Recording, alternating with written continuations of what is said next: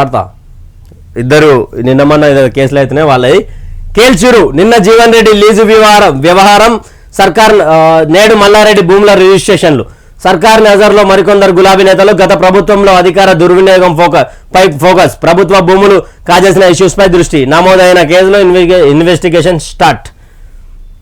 మాజీ ఇక ఆట మొదలెడదామా అన్న రేంజ్ లో రేవంత్ సర్కార్ దూసుకుపోవడంతో గులాబీ నేతలు గజగజ వణుకుతున్నారు. గత ప్రభుత్వంలో అధికార దుర్వినియోగానికి పాల్పడిన వారిపై ప్రస్తుతం సర్కార్ స్పెషల్ ఫోకస్ పెట్టింది.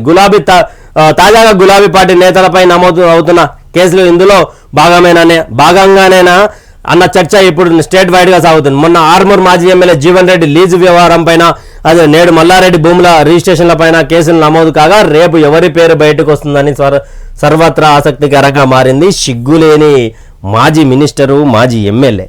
ఒకసారి మిత్రులారా,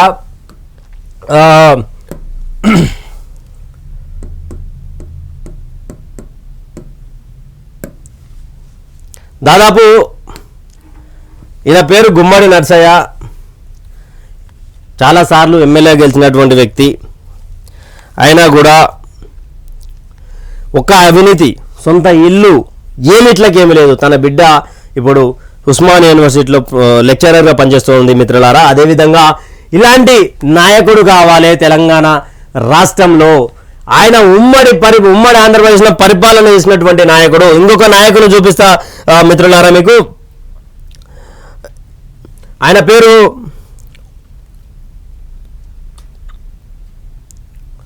మద్దికాయల ఓంకార్. ఈయన ఇల్లందు నుంచి నర్సన్న చేసుకుంటూ వచ్చిండు. అయితే ఇక్కడ ఏం జరిగిందంటే ఇప్పుడు భూబకాసురుల్లాగా మీదబడి తింటా ఉన్నారు, జనం సొమ్ము తింటా ఉన్నారు. ఏంటి అసలు ఏం జరుగుతూ ఉంది తెలంగాణ రాష్ట్రంలో? తెలంగాణ రాష్ట్రం వచ్చిన తర్వాత ఈయనకు మనం సెల్యూట్ చెప్పుకోవాలి.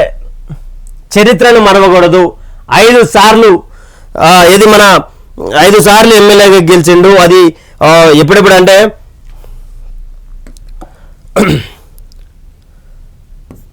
1972, 78, 83, మళ్ళీ ఒకసారి 85లో స్వతంత్రంగా ఇండిపెండెంట్గా చేసిండు.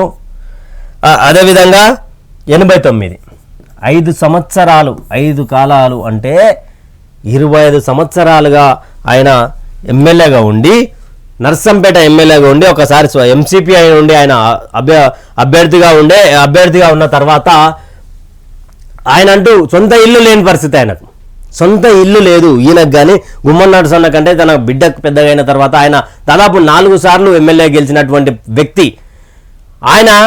ఆయనకు వచ్చే జీతం పైసలు ఈయన లేక నెలకు లక్షల జీతాలు లేకుండే ఆ రోజులలో. ఇప్పుడు ఏదైతే మధ్యకాల ఓంకార్ ఆయన గొప్ప మనిషి ఉన్నాడో, ఆ వ్యక్తి ఉన్నాడో, ఎడ్ల బండి మీద సైకిల్ మీద ప్రచారం చేసి తిరుగుతుండే, రోజుకు ₹1 ఖర్చు పెట్టకుండా ఒక్కడే తిరుగుతుండే. అది కదరా రాజకీయ నాయకులకు కావాల్సింది. అది కదరా మాలాంటి యువతకు కావాల్సిన రాజకీయ నాయకుల ఆదర్శము. ఏంది ఇగో వీడేమో రాష్ట్రానికి పట్టిన చీడ పురుగు. దాదాపు ఎన్నో బకాయిలు, ఆర్టీసీకి సంబంధించినటువంటి బకాయిలు, అదేవిధంగా స్టేట్ ఫైనాన్స్ సంబంధించినటువంటి పైసలు 25 కోట్ల వడ్డే కట్టాలంట మోతేవారి. ఈయనేమో 47. ఈయన మొత్తంగా ఎక్కడ చూసినా కూడా అదే భూదందాలు అసలు ఎట్లా మళ్ళా సిగ్గు లేకుండా ఒక దాంట్లో చెప్పాను నాకు 600 ఎకరాలకు రైతు బంధు వస్తుందని. నీ హాస్పిటల్ కడితే పక్కన చెరువు కబ్జా అవుతుంది, నీకు స్కూల్ కడితే కబ్జా అయిపోతుంది, కాలేజీ కడితే కబ్జా అయిపోతుంది, యూనివర్సిటీ కడితే కబ్జా అయిపోతుంది. ఇంకా ఏం చేస్తావు?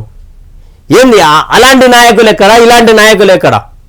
రాజకీయం అంటే డబ్బుతో ముడిపడి ఉందని కేవలం ఇలాంటి భూబకాసురులు, డబ్బును ఎగగొట్టే వాళ్ళు బీఆర్ఎస్ పార్టీపై కూడా పూర్తిగా ఎమ్మెల్యేలందరూ గజగజ వణుకుతా ఉన్నారు. రేవంత్ రెడ్డి తీసుకున్నటువంటి చర్య ఏదైతే ఉందో, ఎప్పుడు మా మీద పడతారో, మేము చేసిన అవినీతి బయట పడుతుందని, తొందరలోనే మీ పని అవుతుందని కూడా ఆయన చెప్పుకుంటూ వచ్చారు.